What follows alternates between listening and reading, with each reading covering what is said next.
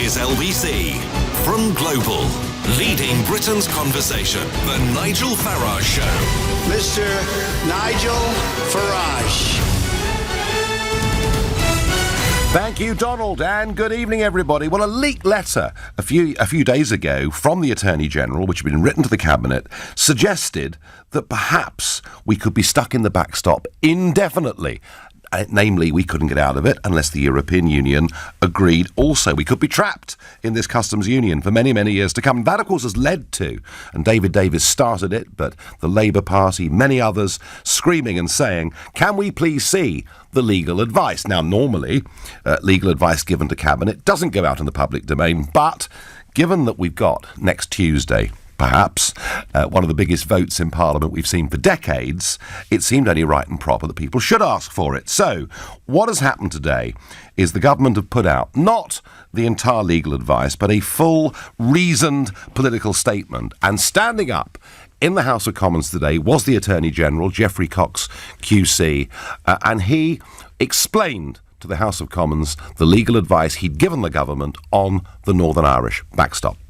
If the protocol were to come into force, it would continue to apply in international law unless and until it was superseded by the intended subsequent agreement which achieved the stated objectives of maintaining the necessary conditions for continued North-South cooperation, avoiding a hard border, and protecting the Belfast Agreement in all its dimensions. There is, therefore, no unilateral right for either party to terminate this arrangement. So it's a trap. It's a trap, you heard shouted out there, and that was shouted out by New Forest MP Desmond Swayne, naughty boy, and he's coming on at 6:40 to explain his behaviour. That was Geoffrey Cox. Earlier on, we heard Ollie Robbins explaining that the backstop is not exactly ideal. This before a committee this morning. The backstop is not the future relationship that either the UK or the EU wants to have with one another. And so it is an uncomfortable position for both sides. OK, joining me is LBC's political editor Theo Usherman. Theo, firstly, just a sort of comment on style.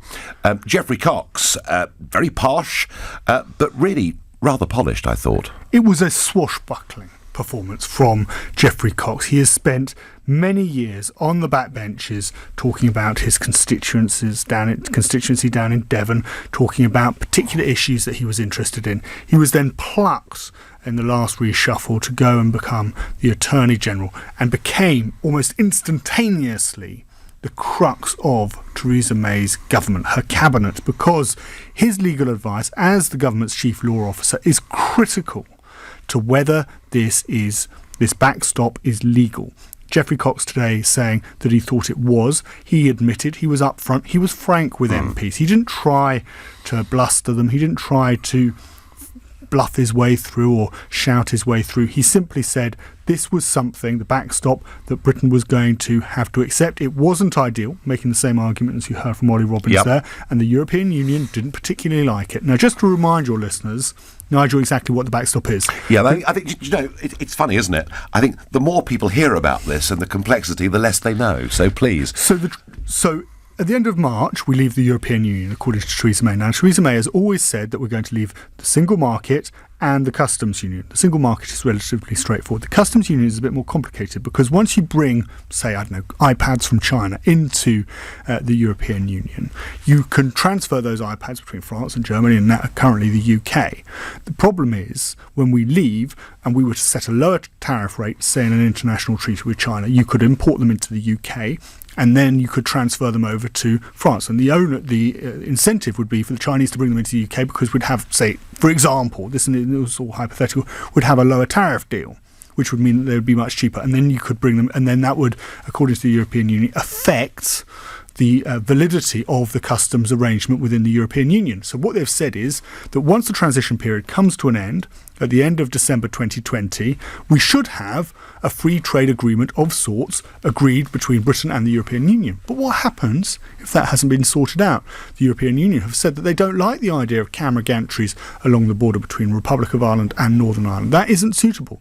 And at the moment, there doesn't exist a solution. So what and of course, President Macron has said that any deal must allow the French to continue to have full legal access to... So we could finish up actually in this transition not negotiating. Exactly. So we don't have a solution, and Theresa May has admitted that there isn't a solution at the moment. So what they've said is, well, if we haven't found one by the end of December 2020, we're going to have this backstop where Britain remains in a temporary customs arrangement. But then you have the question, well, how do we get out of that? We must be able to just pull the plug and say Britain's leaving that temporary customs arrangement. But we can't. But we can't. We can't do it unilaterally. We can only do it with the permission of the European Union.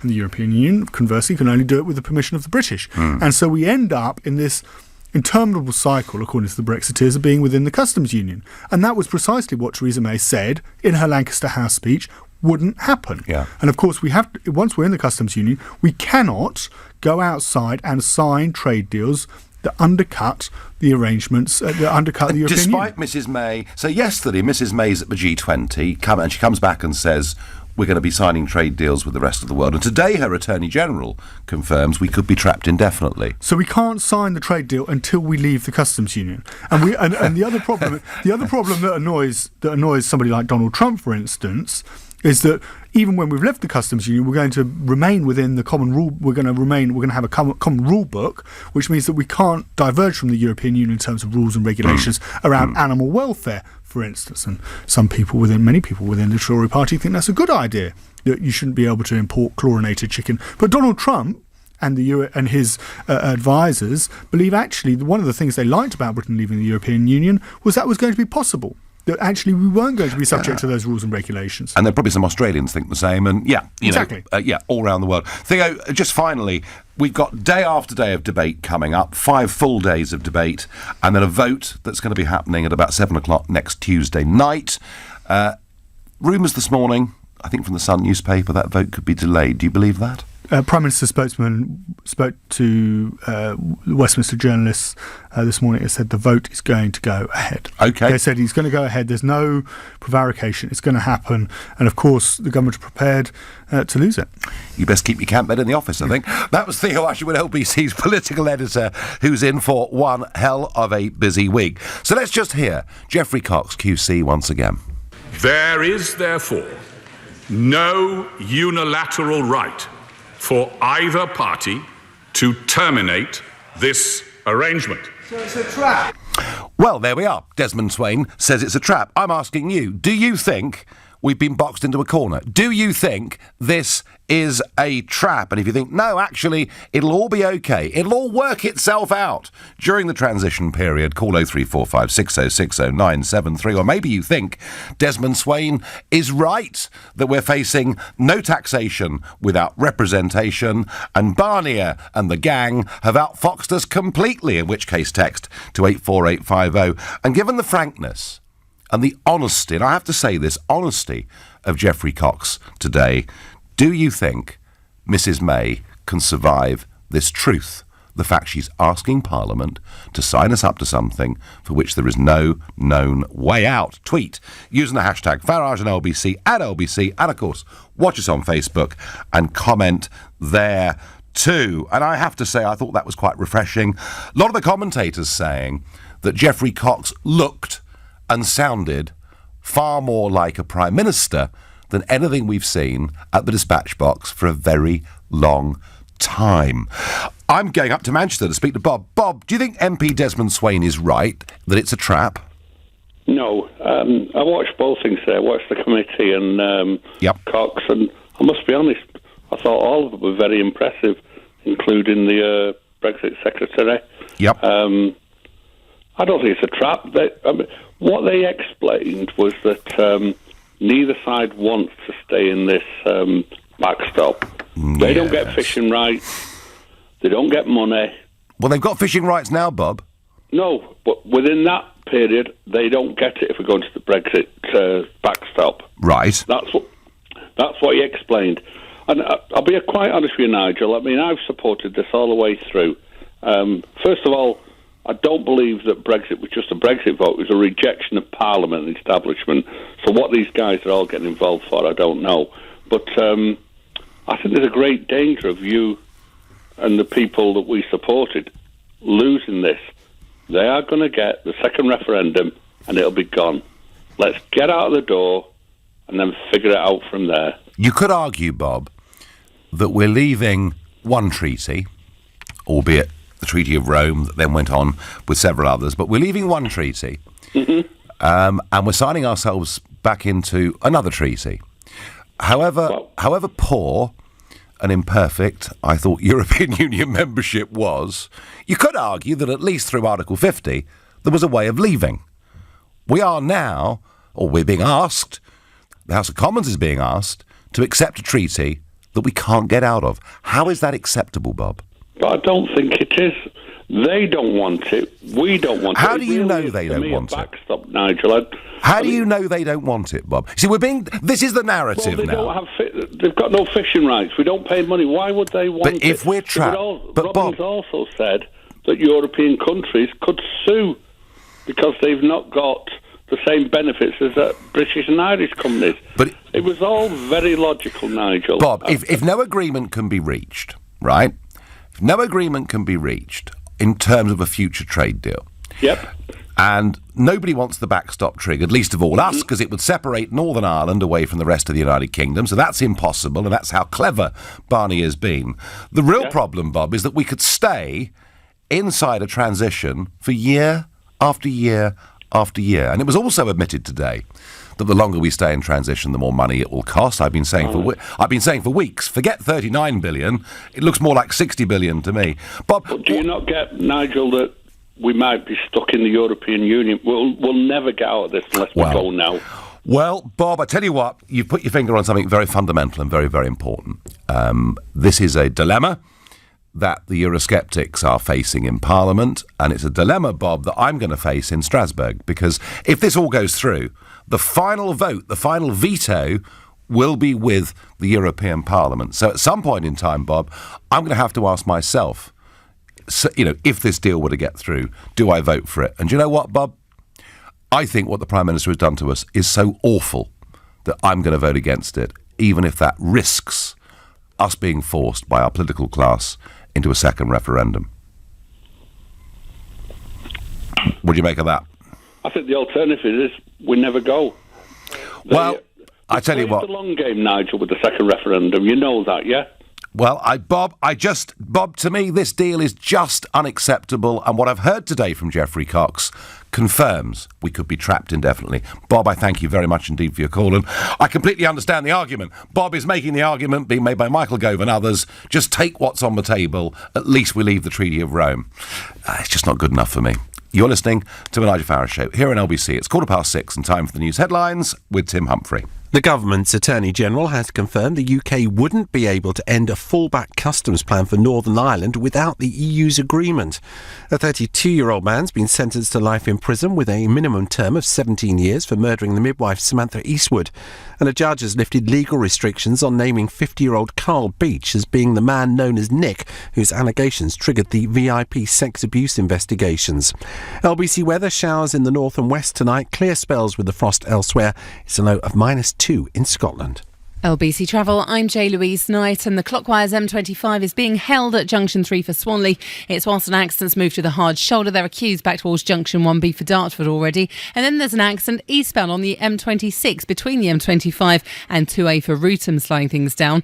Hayden's Road in Wimbledon remains shut for an investigation, causing long delays. And in the centre of town London, Bridge is blocked both ways by another black cab demo. On the trains, Southern and Gatwick Express are warning of delays between Victoria and East Croydon. And on South Eastern, there are delays between Grove Park and Orpington. This is LBC. At this time of year, there's always one person who's difficult to buy for. That person who seems to have everything. If you're looking for something truly unique this Christmas, then Weber has the gift for you. The Weber iGrill. The thermometer that ensures you serve perfectly cooked food every time. The iGrill connects to an app on your smartphone. Simply tell it what you're cooking, how you'd like it cooked, and the iGrill will tell you when your food is ready. Serving excellent food has never been easier. Find your perfect gift at Weber.com. Is Donald Trump a dangerous provocateur or a great entrepreneur? Does the Me Too movement empower women or undermine them? Does the country need a people's vote, or have we already had one? With independent opinions from the best British journalists, read a magazine that makes you think. The Spectator. Open for debate. Try a month free at spectator.co.uk. Credit card required. Future subscription costs apply unless cancelled 7 days before end of trial. If you're collecting your prescription, don't assume you can claim it for free. Not all benefits entitle you to free prescriptions. And if you claim when you're not entitled, you could face a penalty charge of up to £100. Thankfully, there's a simple way to find out if you should be paying. Search Check Before You Tick online and use our eligibility checker to find out if your benefits mean you can claim for free. Or you can ask your pharmacy team. So always remember to check before you tick. This was brought to you by the NHS.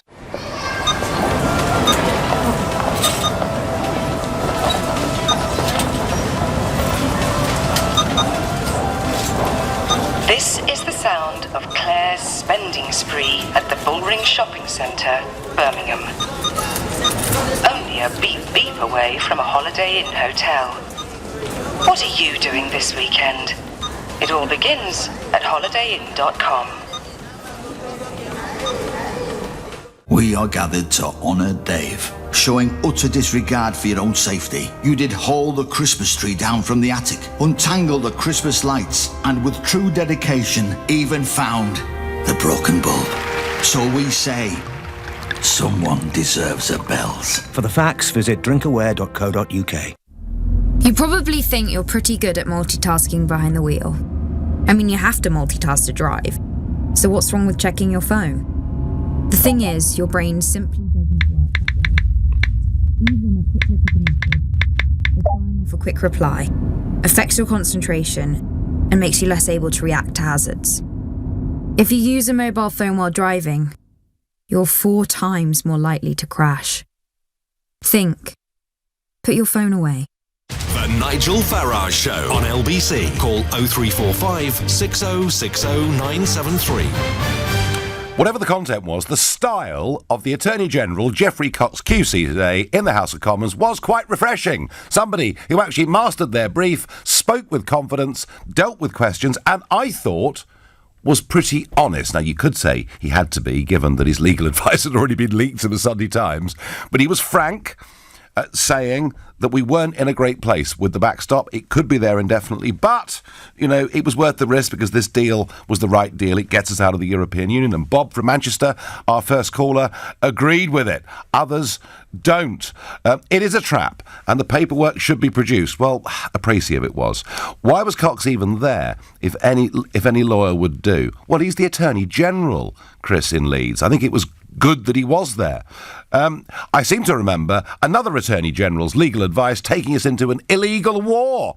Clearly reference to Iraq there, but I did feel the difference was that actually what Cox said today was pretty believable, although for me, I have to say, wholly unpalatable. And I think what Cox said today effectively directly contradicted what the Prime Minister was saying at the G20 yesterday. I really, honestly do. I'm off to Romford to speak to Tony. Good evening, Tony. Good evening, sir. How are you? Well, I'm all right, but when Desmond Swayne shouts out, it's a trap, I think he's right. Well, it does make a nice change for someone to actually answer a question, but I think the chap in Parliament only answered and said his piece because he was pushed into a corner. Yeah. I think he'd have gladly kept his mouth shut and only whispered as quietly as possible. So you mean that if he could have got away with it? The fact that his advice had been leaked meant that he had to come clean? Yes, it was the best thing that ever could have happened. So Tony, or would he still been sitting there going, what do we do? What do we do? What are we doing with our taxpayers? What do we do with them? What do we do with them? Are you a leaver, Tony? I voted to leave, sir, staunchly. And Right. I'm truly disgusted in the way it's all been dealt with. It's all underhand. As I was saying to the chap I was on the phone to, your researcher, I believe you call him, forgive the analogy, but we have... I call him all sorts of things, Tony. We have, and we are being treated by Europe like the red-headed stepchild and beaten as such. Now the limelight's on us. Oh, I'll tell you what, we'll stop beating you, but we'll offer you a special deal until the limelight goes away, and then we'll keep beating you. So basically, we could be stabbed, shot, hung or suffocated, but either way, we've got him on a shortened journeys. I voted to leave, sir. That means pick up our bags, stick two fingers up and walk away. We did not ask for a deal when we bailed them out. No. Tony, why are we doing it now? Tony, do you think that the Eurosceptics like Jacob Rees-Mogg and that gang and the ERG should hold firm and vote against this deal, even if there is a degree of risk of it being put to a second referendum? Yes. OK. Yes, and the second referendum should not happen. I agree with that. We voted to leave. I agree with that.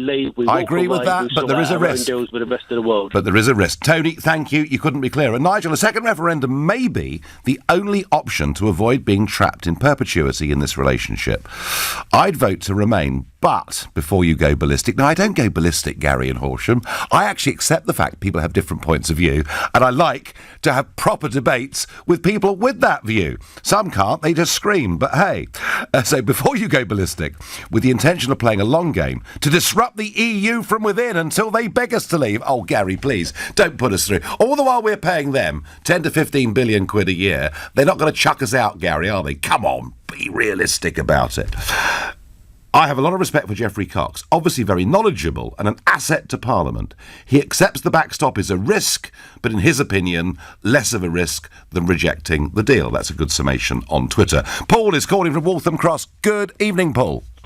Good evening, Nigel.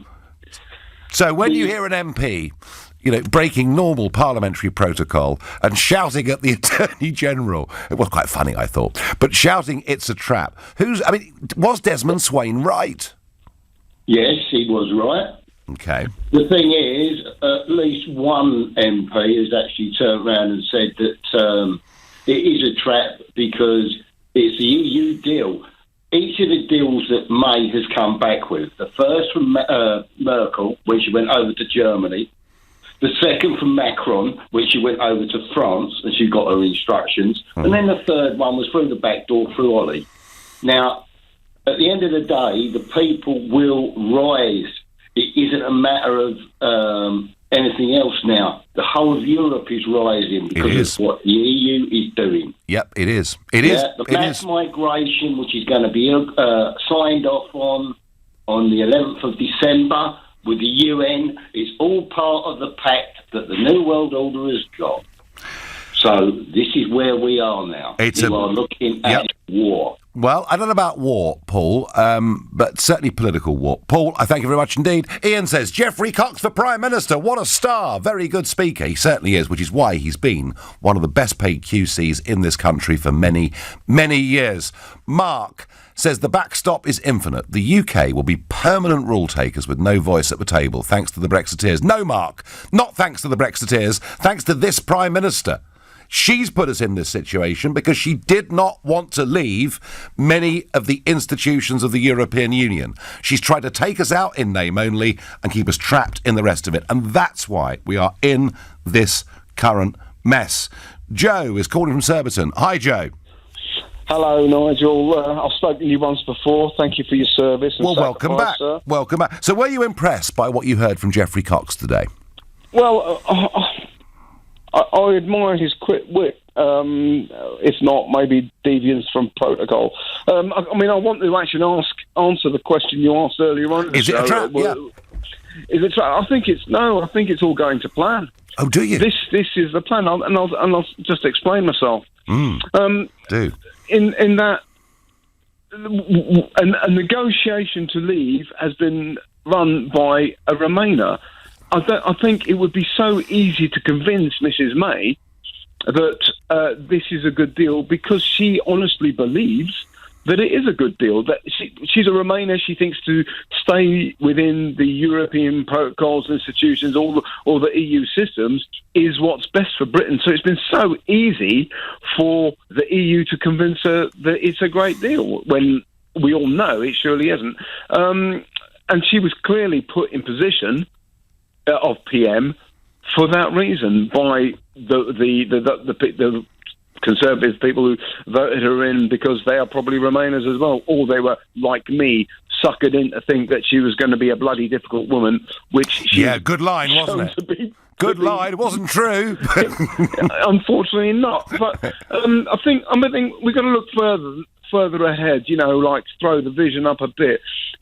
It's quite sure the thing will get voted down. We need to start thinking like a chess player now, and like your previous caller, think strategically as if we are at political war. There will be an election soon, and this is where UKIP has got to get its ducks in a row and ready to hit hard, strike first. So, Nigel, I will in a few minutes talk a little bit about UKIP. I talked a lot about UKIP on the Sunday show yesterday, and Ian Dale is going to do a big piece on UKIP at about 7:15 this evening, Joe. All right. A bit about that I've kind of wanted that drove me to call tonight. It's always a pleasure to speak to you, of course, but we've got to start showing a bit of unity here now. Where you have suffered from some really horrible accusations in the past, some real bad treatments, and from some very ill-informed people, and that's being nice. To be honest, mate. And I do feel like you're a mate. I think you're doing the same thing to Stephen Lennon right now. Oh, is that his name, is it? Yeah, he's got lots of names. I tell you what, Joe, I did debate this yesterday for a full hour, and I will talk a little bit about it in a few minutes, but for now I want to keep some more calls coming on this subject. Joe, thank you for your passion and kind words. Terry is calling from Barnet. Terry, is this a trap? Hi, Nigel. Well, it was certainly very impassioned. I agree with you. I mean, did he study theatrics? Or perhaps a youth like mine wasted watching endless Crown Court.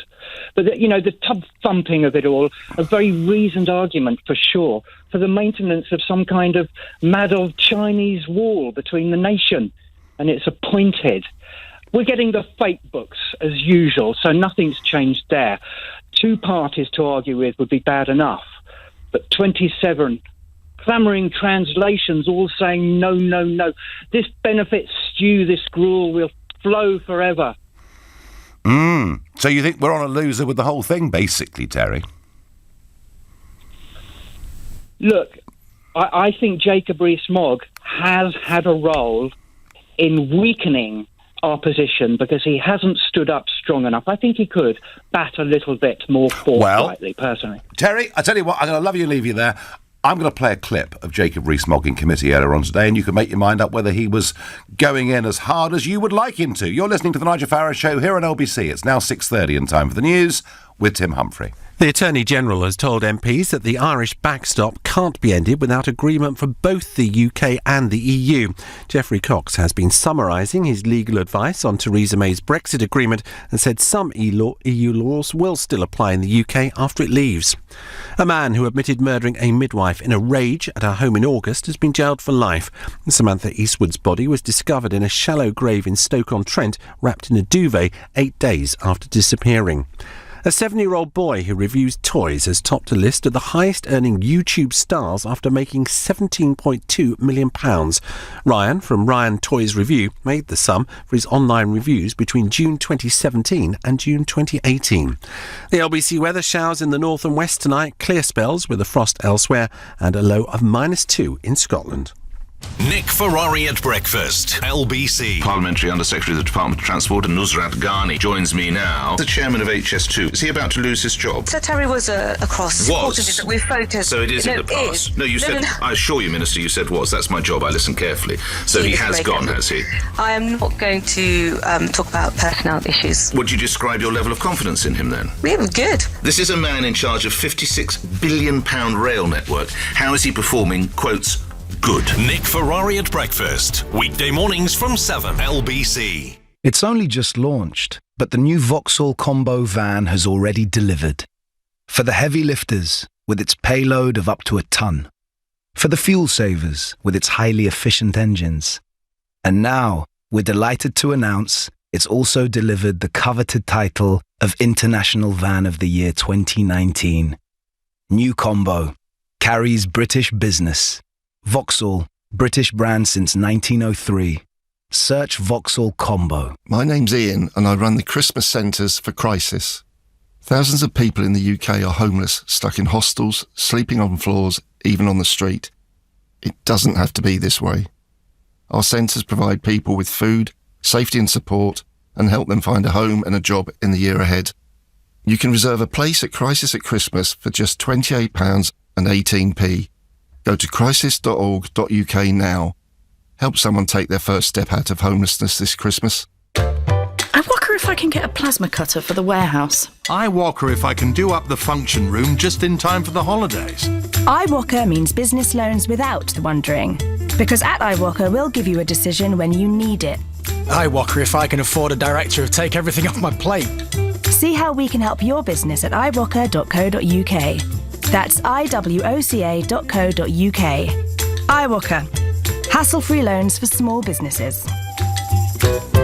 A tale of good and evil. A warrior queen and her aging father fighting the army of the dead on level 7. Oh great, the internet. Really? Right now? There's never a good time for an internet disaster. But with BT Plus, let us know and we'll send you an unlimited 4G mini hub straight away to get you back in the game. BT, be there.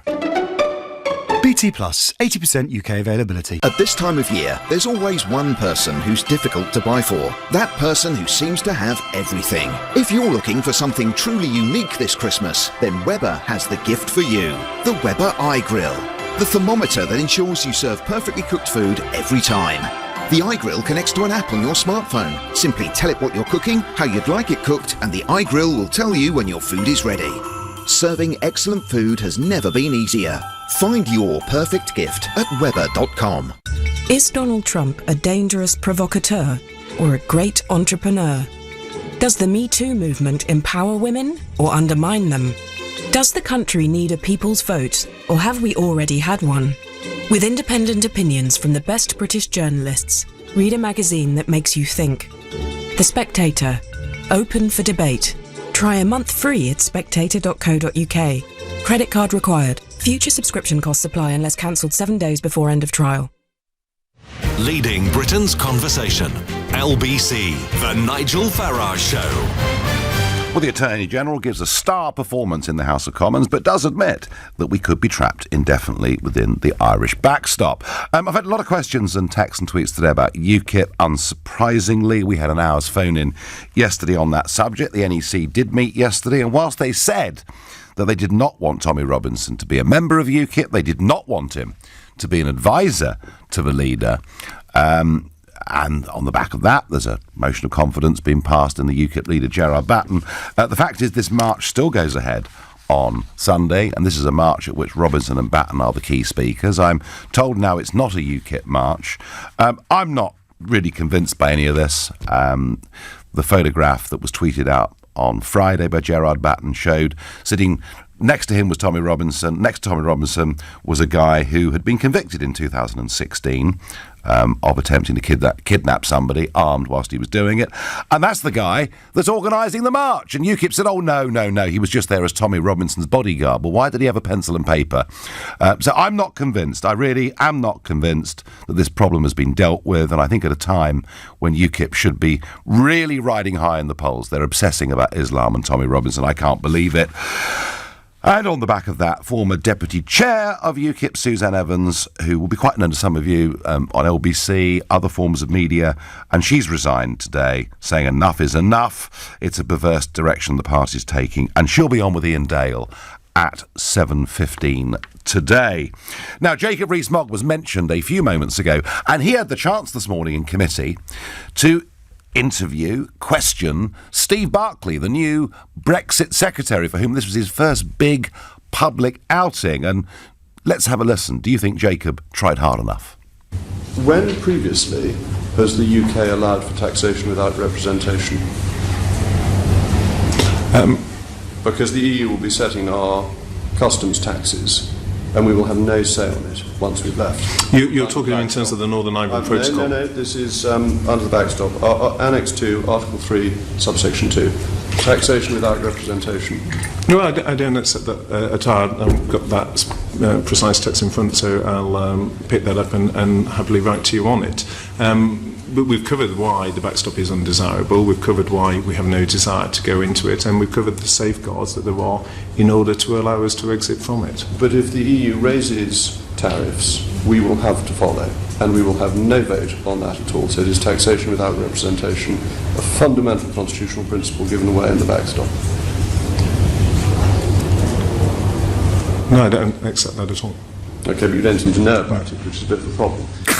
Well, that was Jacob being rude in a very polite way. Not a particularly stunning performance, I would suggest, from the new Brexit secretary. Didn't seem to be terribly in control. And this point about taxation without representation is one that I've been making, particularly on American TV. I'll be making that point again later on this evening. You could equally argue, though, couldn't you? And Kevin says on Facebook, what have we gained from our 39 billion? Yet more taxation without representation, because we'll be chucking all this money in and having no say at all after March the 29th on Theresa May's plan. So not just customs tariffs, as Jacob mentioned, but this whopping sum of money, which will be nearer 60 billion, folk, before we're anywhere near the end of this. Mel says Frexit will get there before Brexit.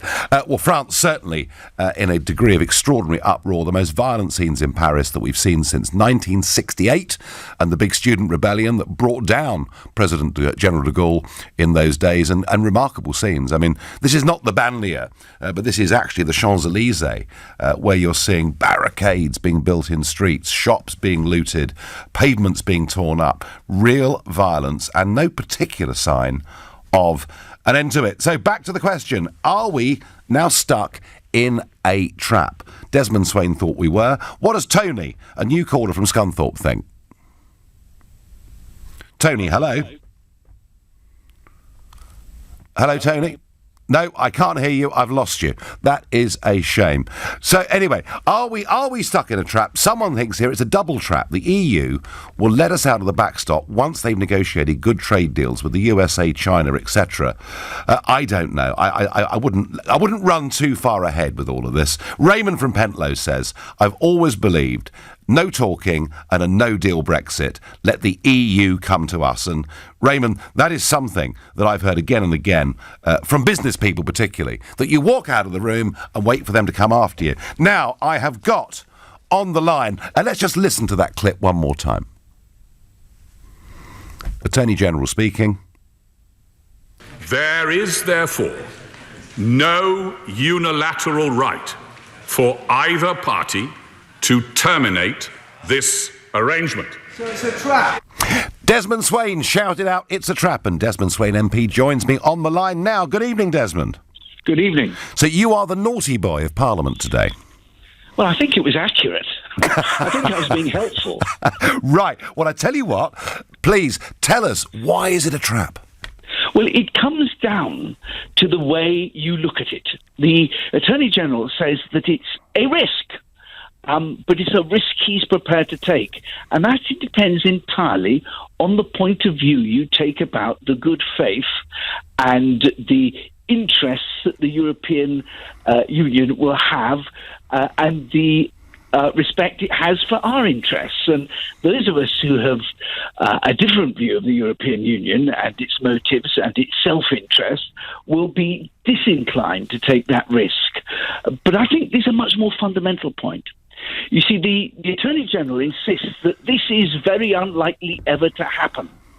My view is that the very fact that it's there and it's in the agreement at the insistence of the EU, the very fact that it's there and we will be desperate to avoid it, provides them with a huge negotiating leverage as we try and negotiate the trade deal that's to come, because nothing's agreed yet. It's been 20 months at least of negotiations, and the fact that they've got that lever, they've got that hold over us, is going to lead us to accept all sorts of unpleasant things in order to get a deal to avoid the backstop. And is that what Monsieur Macron was doing when he talked about fisheries?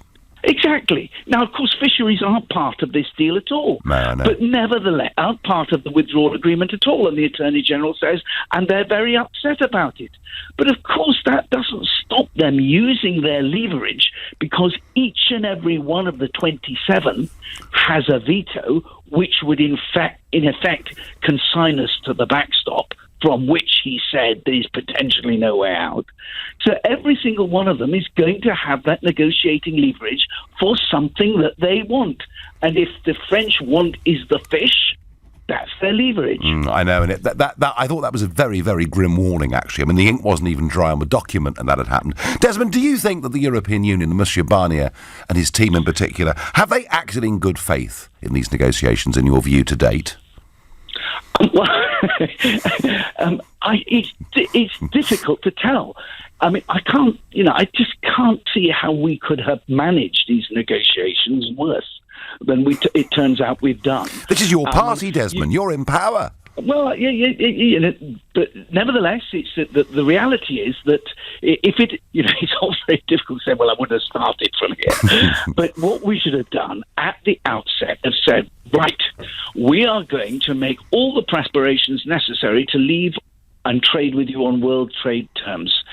And that's the way it's going to be, unless you've got a better offer, of course. Yeah, absolutely. I couldn't... No, but from the start, I agree with that, Desmond. Desperate that we were desperate for a deal. I and you agree can with that. hardly blame the European Union, say it's bad faith, for them to have negotiated for the best deal that they can get.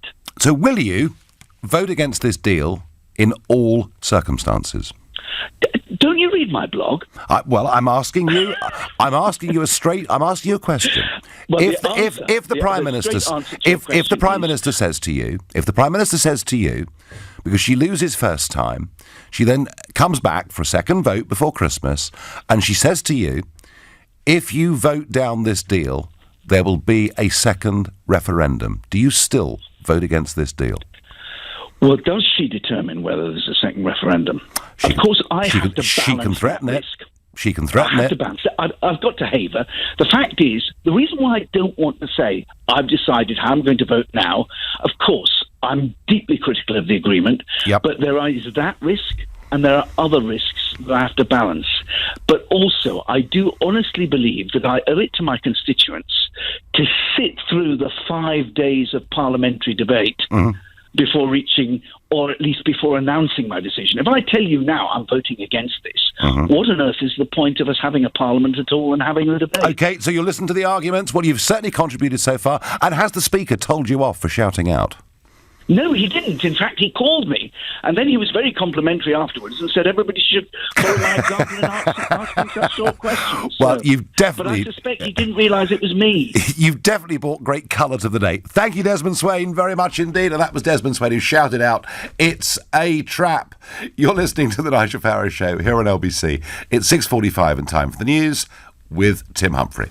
The Attorney-General has confirmed the UK wouldn't be able to end a fallback customs plan for Northern Ireland without agreement from the EU. A 23-year-old man has been shot by police in an operation involving a cash van in Wimbledon. A judge in Newcastle has lifted a legal restriction on naming the man known as Nick, whose allegations led to the VIP sex abuse investigations. LBC weather: showers in the north and west tonight, clear spells with a frost elsewhere, and a low in Scotland of -2. LBC Travel, I'm J-Louise Knight, and the M3 is slow in both directions. Southbound, a car's broken down just after Bagshot at Junction 3, and then northbound there's an accident before the M25 closing one lane. There's an accident northbound on the M1 approaching Brickettswood at 6. It's causing queues from Watford at 5. Haydens Road in Wimbledon remains shut for an ongoing investigation which started this morning. And in the centre of town, London Bridge has just reopened by the looks of things after a demonstration, but there are long delays on all surrounding roads. As for the trains, Southern and Gatwick Express are warning of delays between Victoria and East Croydon. Coming up at 7 on LBC, Ian Dale. The Cox has well and truly been unboxed. Attorney General Geoffrey Cox refuses to publish the government's legal advice on Brexit. Should he? Ian Dale on LBC.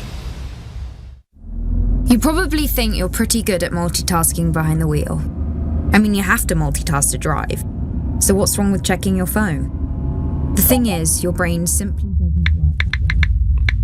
Even a quick look at a message, or firing off a quick reply, affects your concentration and makes you less able to react to hazards. If you use a mobile phone while driving, you're 4 times more likely to crash. Think. Put your phone away. It's only just launched, but the new Vauxhall Combo van has already delivered. For the heavy lifters, with its payload of up to a ton. For the fuel savers, with its highly efficient engines. And now, we're delighted to announce it's also delivered the coveted title of International Van of the Year 2019. new combo. Carries British business. Vauxhall, British brand since 1903.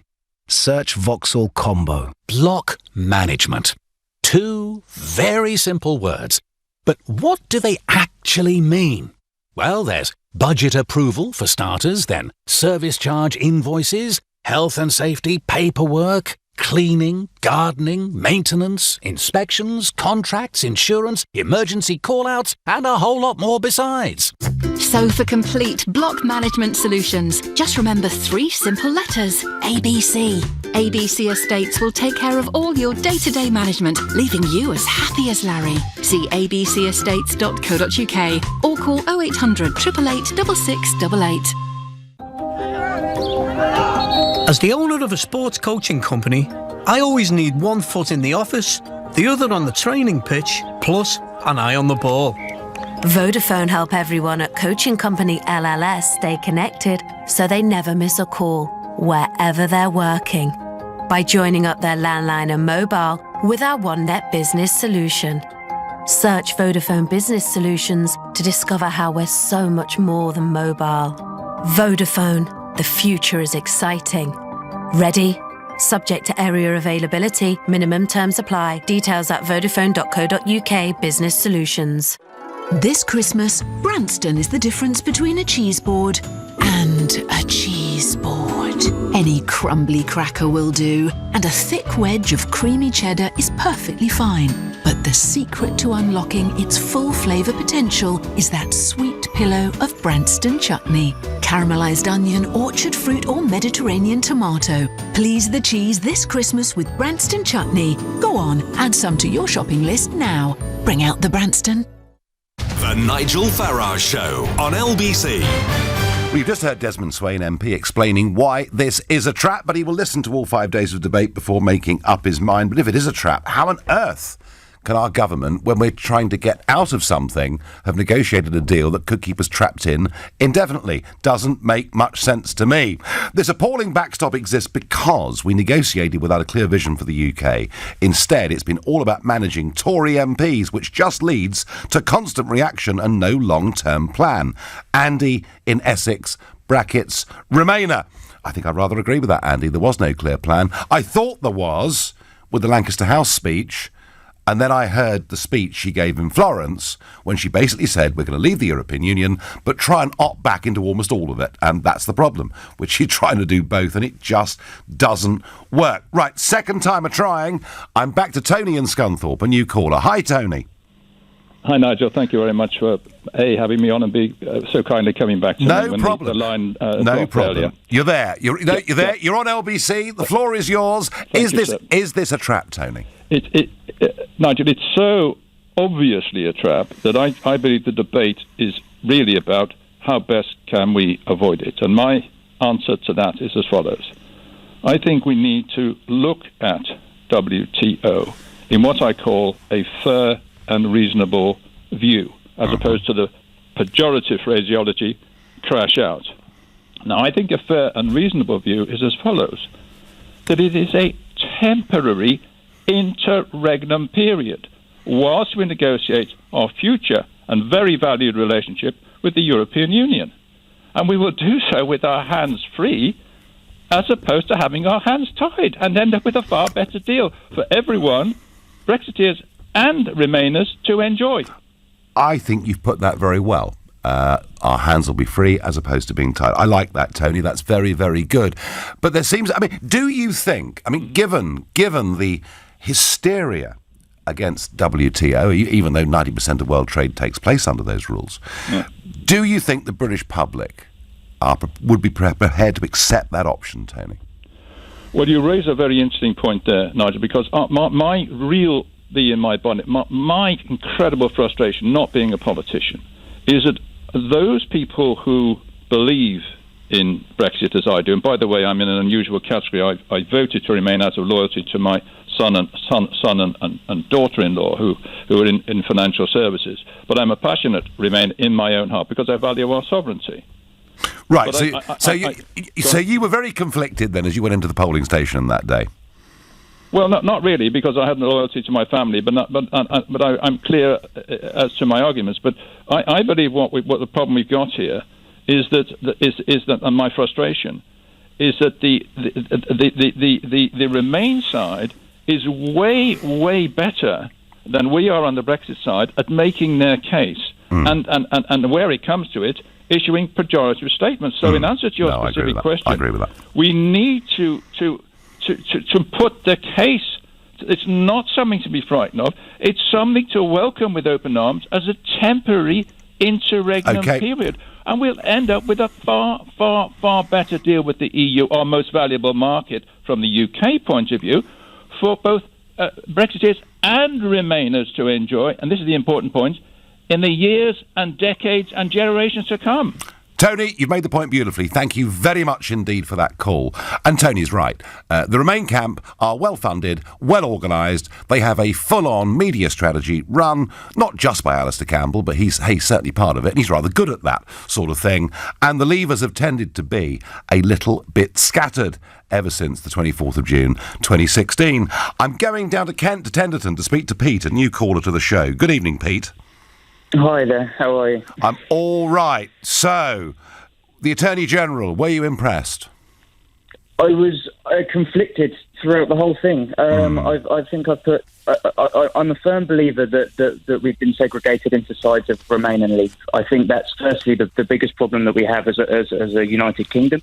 We need to remember that we should be united, but in doing so, we need to actually listen to what's being said to us. Yep. The biggest thing that concerns me the most of what I've listened to today is what's been said to Theresa May and why there's something that's so immeasurable that we as the public interest, we shouldn't hear about it. Right. So Pete, I know exactly what you're saying, just to sort of refresh everybody, what we got today was a document on the legal advice that had been given, but we didn't get the full text, did we? Not at all. And I feel like it's the most important parts that have been left out because of clause public interest. And the public interest at the moment is surely the most important part, considering that the backstop's based on the EU's ability to not be undercut by the UK if we leave. There's a lot to be taken into consideration that I feel... Well, Geoffrey Cox was honest about the bits that have been leaked to the Sunday Times already. I guess there wasn't much point in not doing so. But Pete, you're worried there's even more bad news out there, aren't you? I am, purely because of the fact that the best lies told are the ones with truths involved in the lie. It's, if you can honestly say to somebody, fine, my hands are up on this, that means I don't need to tell you about the rest because you've caught me out on this small fact. And that sometimes is the hardest thing to swallow 10 years down the line when it's too late to fix. And I genuinely feel that 20 months won't be 20 months. No, it'll be 20. No, it'll be year after year after year, won't it? Exactly. I mean, you wouldn't put anything under good faith unless you had the ability to be able to use good faith as a back-out clause. It would certainly go. I mean, transition will almost certainly go until the next general election. But that's all assuming this deal gets accepted. Pete, you clearly were a Leave voter. I was, yes. I was a Leave voter for many different reasons to what I am now. I had my own business and lost it through the recession and felt that the amount of money that we spent during our time through the recession for the EU was far too much and far too detrimental to our country. Then I moved on to realising that actually the whole of the EU is stuck in the same position as us, and it's a broken system. It's not democracy. It's not what we want. And I think Remain or Leave, we should work together to try and create, as a United Kingdom, the best way forward, not just a segregated view that the government are hoping that we'll argue ourselves through. Oh, no. OK, Pete, listen, lots of passion there and deep suspicion. Thank you, Pete. So, Geoffrey Cox doing his best to come clean, but Pete making the point, what we got was what they wanted us to see, wasn't the whole deal. And when he was questioned on that, he said that it's actually in the national interest that, that your ministers can be briefed in private. Jim is calling from Dartford. Hi, Jim. Good evening, Nigel. So, it's a trap? It's a trap, is it? It's a trap. Right. I've got 3 points to make. Go on. Firstly, listening to Desmond Swayne talking about France, and you talking about France and the fish. Wasn't it strange how Spain were kicking off about Gibraltar? All of a sudden, they've gone quiet, which tells me something. Well, that's because actually the Gibraltar problem was replaced with the Irish border problem. But anyway, go on, Jim. Second point. Secondly, the CBI are backing this proposal. Now, for 2.5 years, business has been saying they need certainty. Mm-hmm. This deal will give them the exact opposite. Well, I'm not sure I agree with that, Jim, because we could just be stuck in the customs union forever. That gives them certainty, doesn't it? Well, you wouldn't have thought so. Well, I don't know. I wouldn't have thought so. Come on, third point, Jim. The third point is we've been told that we didn't know what we were voting for. Mm-hmm. Yet the Attorney-General is not giving them all the advice they should have to vote next week. He's giving a précis. He's given his version of it. Yeah, no, Jim, I understand that. I mean, Jim, thank you. I think Geoffrey Cox came clean on the bits he had to come clean with. Clearly, not everything's been released. That leaves one or two of you feeling a bit suspicious. And Luke in Bromley reminds us that it's 50 years ago this week that Elvis Presley launched Suspicious Minds, of course, with the phrase, "We're caught in a trap." And I think a lot of you do think we're caught in a trap. Desmond Swayne certainly thinks we're caught in a trap. And there's no turning back. Well, I know, but there is, Ian, because Parliament can vote this down, albeit that does bring with Nigel, it you know huge what they risks. say.